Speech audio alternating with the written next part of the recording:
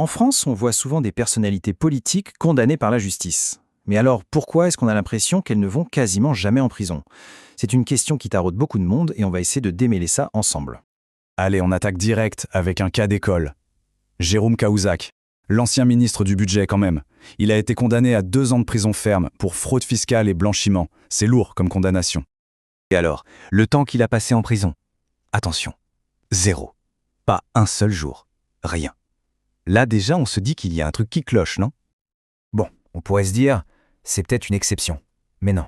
Prenons un autre exemple. Medjid El Guerrab, un ancien député.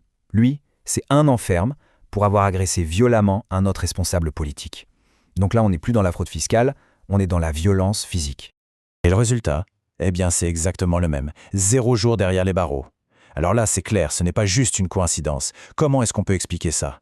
Qu'est-ce qui se passe dans le système pour qu'on en arrive là? Parce que oui, ces 2 exemples, aussi parlants soient-ils, ne sont que la pointe de l'iceberg. Le phénomène est beaucoup plus large.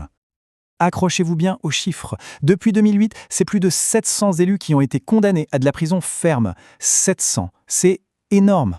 Et sur ces 700, combien ont vraiment mis les pieds en prison? Une toute petite poignée. Franchement, la statistique, elle pose question. Alors, première explication, et elle est de taille. Les politiques, tout simplement, ne sont pas jugés comme tout le monde. Ils ont une sorte de bouclier, une première défense quasi infranchissable, l'immunité. En fait, il y a 2 types d'immunité. Tout en haut, on a l'immunité présidentielle. Là, c'est simple. Le président est pratiquement intouchable pendant son mandat pour les actes liés à sa fonction. Et puis, juste en dessous, il y a l'immunité parlementaire pour les députés et les sénateurs. C'est un bouclier un peu moins solide, mais qui reste terriblement efficace. Et cette citation, tirée de notre analyse, elle résume tout parfaitement. En France, on n'a pas un filtre, on a un bouchon. L'image est forte, hein. Ça veut dire que l'immunité, elle ne sert pas juste à éviter des poursuites un peu farfelues. Non, bien souvent, elle bloque carrément la machine judiciaire. Mais alors, comment on fait sauter ce bouchon? Pour un député ou un sénateur, la procédure est particulière. Ce sont ses propres collègues qui doivent voter pour autoriser ou non la justice à faire son travail. On se retrouve donc avec des politiques qui jugent d'autres politiques. On imagine tout de suite le potentiel conflit d'intérêts? Et ce témoignage d'expert, il est incroyable de réalisme. La personne dit en gros, je vais la revoir à la buvette de l'Assemblée la semaine prochaine et lui dire j'ai voté contre ton immunité, c'est pas possible. Ça montre bien comment les relations humaines, la camaraderie peuvent court-circuiter complètement le processus judiciaire. Bon, ça c'était la première ligne de défense. Mais il y aura une deuxième. Si l'immunité est un bouclier, il existe aussi une sorte de tribunal privé, une forteresse judiciaire réservée aux seuls ministres. Cette forteresse, c'est la Cour de justice de la République, la fameuse CJR. Et regardez sa composition, c'est ça le plus fou. Sur 15 juges, vous avez 12 parlementaires. 12! Et seulement 3 magistrats de carrière. Le calcul est rapide, les ministres sont jugés en très grande majorité par leurs pairs. Le cas qui illustre ça à la perfection, c'est celui de Christine Lagarde, jugée par la CJR pour négligence dans une affaire qui a quand même coûté 440 millions d'euros à l'État.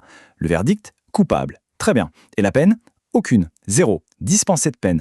On est donc déclaré coupable, mais ça n'a absolument aucune conséquence. Et ce n'est pas fini. On arrive à la 3e couche du millefeuille. Au-delà de ces protections bien spécifiques, c'est tout le système judiciaire qui semble avoir 2 vitesses. Une pour les citoyens lambda et une pour les politiques. Les chiffres parlent d'eux-mêmes. Le taux de relax, c'est-à-dire quand on est déclaré non coupable à la fin, il est de 26,2% pour les politiques jugés pour des questions de probité. Pour les autres crimes et délits, c'est autour de 7,5%. C'est donc 3,5 fois plus.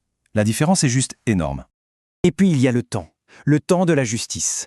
Un procès normal, en moyenne, c'est 1 an.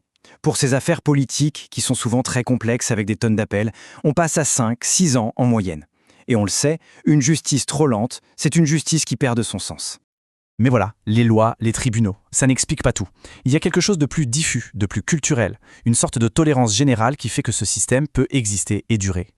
Et cette tolérance, on la retrouve dans les sondages. Seulement 49% des Français estiment que recevoir un pot de vin, c'est très grave. En Europe, la moyenne, c'est 67%. Il y a donc un vrai décalage, une sorte de laxisme face à la corruption en France. L'exemple le plus fou de cette culture, c'est sans doute ce qu'on peut appeler le paradoxe Sarkozy. Condamné à 1 an de prison ferme. Et juste après, son premier arrêt, ce n'est pas la casse-prison, non, c'est le plateau du 20h de TF1, en prime time. Et là, il sort une phrase qui restera dans les annales. Face aux journalistes, il lance « Si vous n'aviez pas la conviction que j'étais un homme honnête, est-ce que vous me réserveriez un tel accueil ?» C'est incroyable. Tout est là-dedans. L'autoperception de l'élite et le traitement médiatique qui crée une bulle complètement déconnectée de la décision de justice. Alors, au bout du compte, qu'est-ce qu'on retient? On a vu les immunités, les tribunaux spéciaux, une justice qui traîne. Mais au fond, c'est quoi la leçon de tout ça? Où est la vraie responsabilité?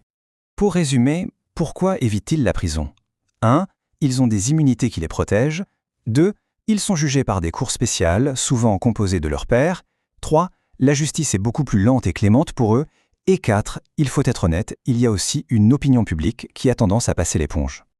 Et ça nous amène à la conclusion, une réflexion qui est à la fois simple et assez vertigineuse. C'est que la sanction la plus forte, la plus efficace pour un politique, ce n'est peut-être pas celle qui tombe dans un prétoire, mais celle qui est décidée en silence dans un isoloir.